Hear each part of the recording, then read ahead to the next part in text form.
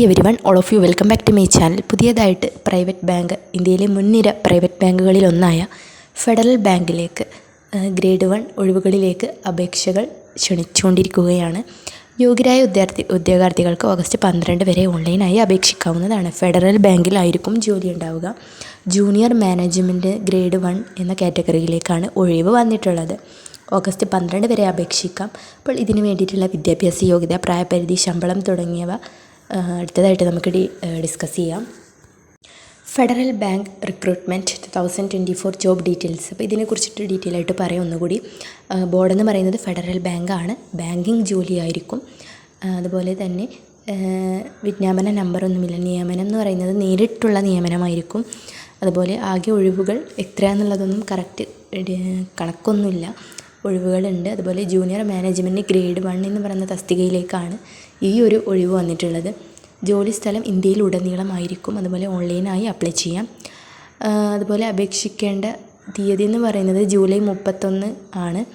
അവസാന തീയതി ഓഗസ്റ്റ് 12 ആണ്. ജൂലൈ 31 മുതൽ ഓഗസ്റ്റ് 12 വരെയാണ് ആ ഒരു ടൈം വരുന്നത്. അതിനുള്ളിൽ നിങ്ങൾക്ക് ഇതിന് വേണ്ടിയിട്ട് അപ്ലൈ ചെയ്യാം. അതുപോലെ തന്നെ ഇതിന് വേണ്ടിയിട്ടുള്ള ഏജ് ലിമിറ്റ്സ് ആണ് അടുത്തതായിട്ട് പറയുന്നത്. ഫെഡറൽ ബാങ്കിലേക്കുള്ള ജൂനിയർ മാനേജ്മെൻറ്റ് ഗ്രേഡ് 1 സ്കെയിൽ 1 എന്ന് പറയുന്ന ഒഴിവിലേക്ക് അപേക്ഷിക്കാൻ വേണ്ടിയിട്ടുള്ള ഉദ്യോഗാർത്ഥികൾക്ക് അപേക്ഷകർ 27 വയസ്സിന് താഴെ പ്രായമുള്ളവരായിരിക്കണം. ഓക്കെ, അതായത് ജൂൺ 2024 ജൂൺ 1 അനുസരിച്ചിട്ട് നിങ്ങൾക്ക് 27 വയസ്സിന് താഴെ ആയിരിക്കണം. പട്ടികജാതി പട്ടികവർഗ വിഭാഗക്കാർക്ക് 32 വയസ്സ് വരെ ഉള്ളവർക്കും അപേക്ഷിക്കാവുന്നതാണ്. അപ്പോൾ ഇതിന് വേണ്ടിയിട്ടുള്ള എഡ്യൂക്കേഷണൽ ക്വാളിഫിക്കേഷൻ എന്ന് പറയുന്നത് മിനിമം 60% മാർക്കോടെ അംഗീകൃത സർവകലാശാലയിൽ നിന്നും ബിരുദാനന്തര ബിരുദമാണ് യോഗ്യത. നിങ്ങൾ ഏതെങ്കിലും ഒരു അംഗീകൃത യൂണിവേഴ്സിറ്റിയിൽ നിന്ന്, സർവകലാശാലയിൽ നിന്ന് 60% മാർക്കോടുകൂടി PG പാസ്സായിരിക്കണം. ബിരുദാനന്തര ബിരുദം, അതായത് PG നിങ്ങൾ പാസ്സായിരിക്കണം. ഇതാണ് യോഗ്യത. അതുപോലെ ഈ ഒരു ഓഫീസർമാർക്കുള്ള ശമ്പളം എത്രയായിരിക്കും എന്നുള്ളത് നോക്കാം. 48,480 രൂപയാണ് തുടക്ക ശമ്പളം. അതുപോലെ ഓരോ കാറ്റഗറിക്ക് അനുസരിച്ചിട്ട് ഈ ഒരു 48,480, 67,160, അതുപോലെ 85,920 രൂപ എന്നിങ്ങനെയൊക്കെ സ്കെയിലിൽ മാറ്റം വരും.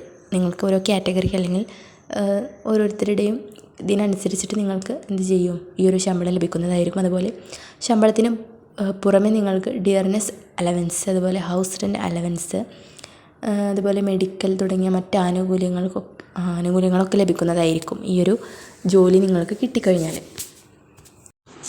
എങ്ങനെയാണ് അപ്ലൈ ചെയ്യേണ്ടത് എന്ന് കൂടി പറഞ്ഞുകൊണ്ട് ഈ ഒരു വീഡിയോ അവസാനിപ്പിക്കാം കേട്ടോ.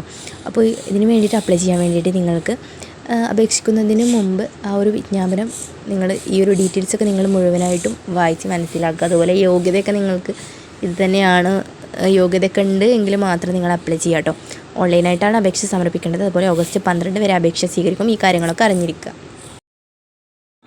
അതുപോലെ അപേക്ഷകർ വിദ്യാഭ്യാസ യോഗ്യത, അതുപോലെ പ്രായപരിധി, പരിചയം അല്ലെങ്കിൽ നിങ്ങളുടെ എക്സ്പീരിയൻസ്, ജാതി സർട്ടിഫിക്കറ്റ്സ് എന്നിവയുടെയൊക്കെ സർട്ടിഫിക്കറ്റുകളൊക്കെ ഉണ്ടെങ്കിൽ എന്ത് ചെയ്യണം, അപ്ലോഡ് ചെയ്യേണ്ടി വരും. അതുപോലെ അപേക്ഷിക്കുന്ന സമയത്ത് നിങ്ങളുടെ വിളിച്ചാൽ കിട്ടുന്ന മൊബൈൽ നമ്പറും ഇമെയിൽ ID ഒക്കെ നൽകാൻ ശ്രദ്ധിക്കണം.